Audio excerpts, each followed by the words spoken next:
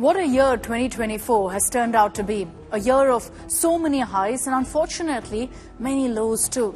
So let's recap, shall we? Some of the biggest news moments across the world. The biggest talking point has been not just in India, but globally, the game changer elections. Clubbed with that, this year unfortunately also saw a lot of bullets flying, with global conflicts reshaping the world order.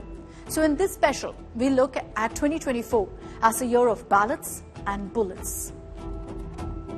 Let's begin with the elections. The past 12 months have been dubbed as the year of the election. And that's because half of the world population, that's a staggering 4 billion voters, made their voices heard in some 70 plus countries. And while in every country the issues, the leaders, the vote banks are so different, one thread connected them all. Because in ballot after ballot, they've mostly either reined in or booted out ruling parties. The votes have profound implications, of course, for domestic and also international relations, come as they do amid escalating local and geopolitical tensions. So let's tell you about how different countries voted, beginning with South Asia's super election year. 5 countries in the region, including, of course, India, have had elections this year. In India, it was the return of Narendra Modi, one of the few countries, really, where the incumbent won again. It wasn't a wave election as some predicted, but the BJP has scripted history with a hat-trick win in the general elections after 2014 and 2019. Our elections were from April to June. It was a long exercise. You had Bhutan and Bangladesh conducting elections in January, Pakistan did so in February, and Sri Lanka in November. So let's detail out what happened in India first, where Narendra Modi's BJP was unexpectedly stopped short of an outright parliamentary majority, which caught the world by surprise. From 282 in 2014 to 303 in 2019 to 240 in 2024, the BJP needing support of coalition partners, of allies, was an indication of perhaps India's changing political landscape. Prime Minister Modi delivered on key manifesto promises. We're talking about revoking the autonomy of Kashmir, building the Ram Mandir in Ayodhya, implementing the citizenship law. The election also was a polarizing one, which was clear in the campaign too. Sample this.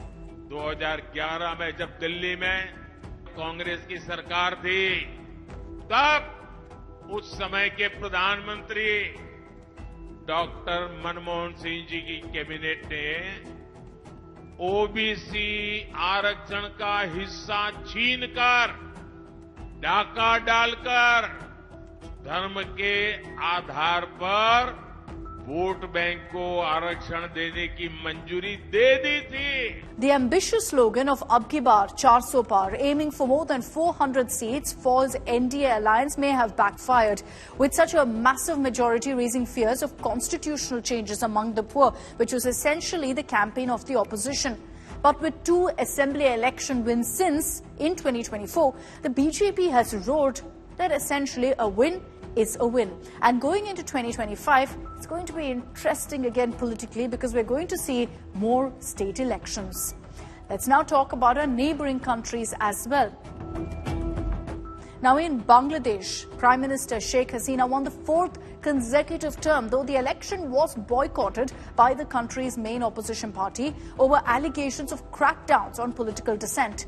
A few months later, however, we saw a dramatic turnaround in Bangladesh. Hasina had to resign and flee the country after thousands of people came to the streets over demonstrations that began as protests against job quotas and then swelled into a movement demanding her ouster, which we'll talk about the crisis in just a bit. Let's first tell you about the elections in other countries too, like Pakistan, where Shehbaz Sharif secured his position amid a politically charged environment, defeating Imran Khan, who was kept in jail. Imran Khan's Pakistan Tehreek-e-Insaf was even barred from the polls, resulting in party candidates contesting polls as independents. Now, the government formation was facilitated by a coalition with the Pakistan People's Party, the PPP, led by Bilawal Bhutto Zardari. So now that we've told you about our neighbors, let's also talk about the elections in America. Perhaps the biggest election headline of 2024, which is that Trump has returned. While Narendra Modi won his third consecutive election in the United States, it was the third consecutive presidential election where the incumbent was booted out, where the incumbent party lost. Assassination attempts, criminal convictions, a change in the political opponent, none of that could stop Donald Trump from returning to the White House. Trump beat rival Kamala Harris in all 7 closely watched swing states, winning both the Electoral College as well as the popular vote. If you don't mind, may I have the pleasure of introducing some incredible people? Because they stuck right from the beginning, from the very moment we announced, and they believe in make America great again. That's what they believe in. They believe in America first. We're putting America first. First of all, my family, Melania, Barron, Don Jr. and Kimberly, Ivanka and Jared, Tiffany and Michael. They're so supportive. Now, there's an interesting trend here. In India, in the United States, there's a surge of the far right that cemented its place in Europe too. 7 European Union member states, Croatia, the Czech Republic, Finland, Hungary, Italy, the Netherlands and Slovakia. They all have far-right parties as the government, as the governing head.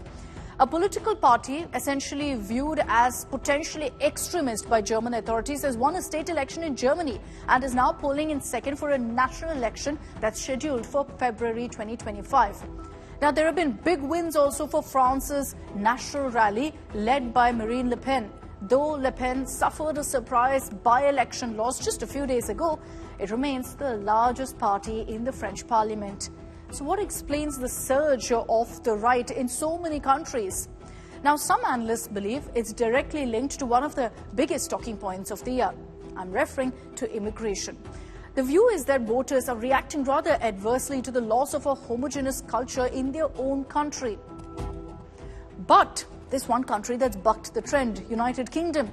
The immigration explanation loses teeth when we look at the election results in the UK. And the reason I say that is because migrants truly represent a significant part of the population in a cosmos city like London. And yet it's here that the Conservative Party, led by Rishi Sunak, suffered its worst election defeat. Many blame a slew of reasons: economic stagnation, public service failures, internal divisions also for Sunak's loss.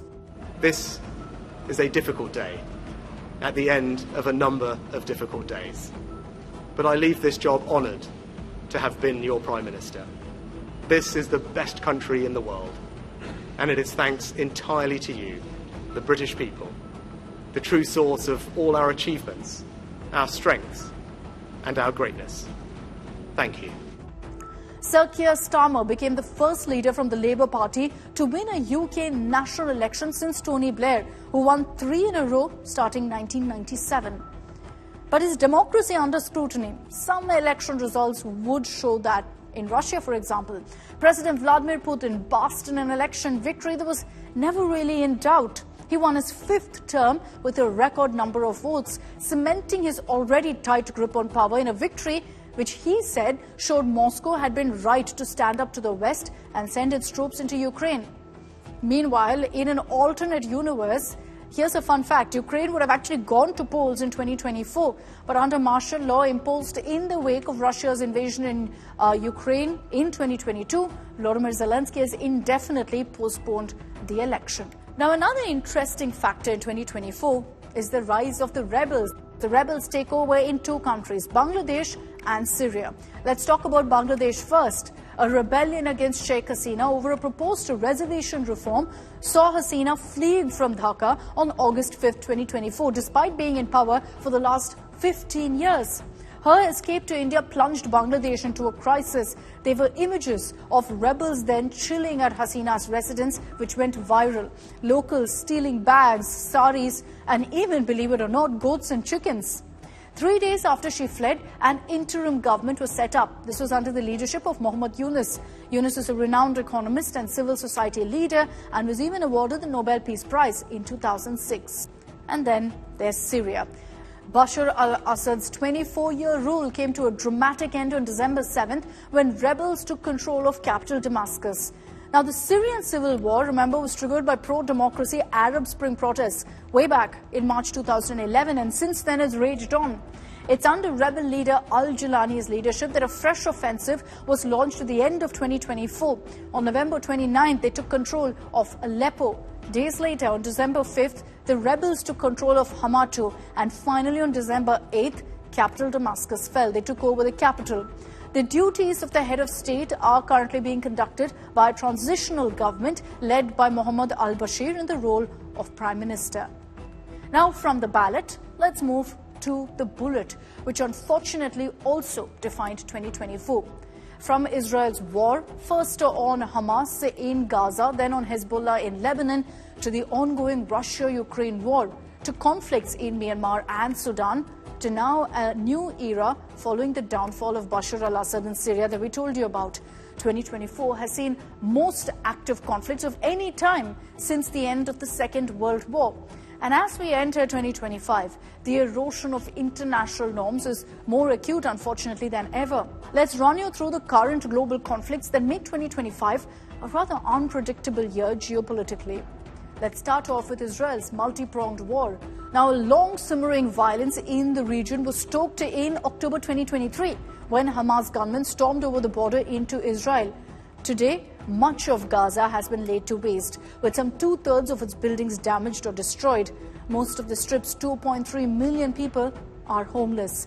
In retaliation also to Hezbollah's attack on its troops, Israel ratcheted up its attacks on Hezbollah with intensified strikes on southern Lebanon and in parts of the capital Beirut.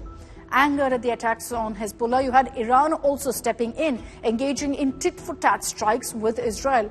So Hamas and Hezbollah leadership has been decimated, and Israel focused its attention on Houthis in Yemen too.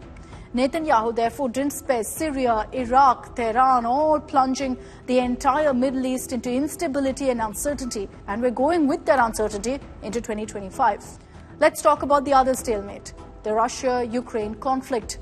Now, interestingly, before winning elections, Donald Trump had said that he could end the war in a day. But walking the talk would not be as simple for the US president.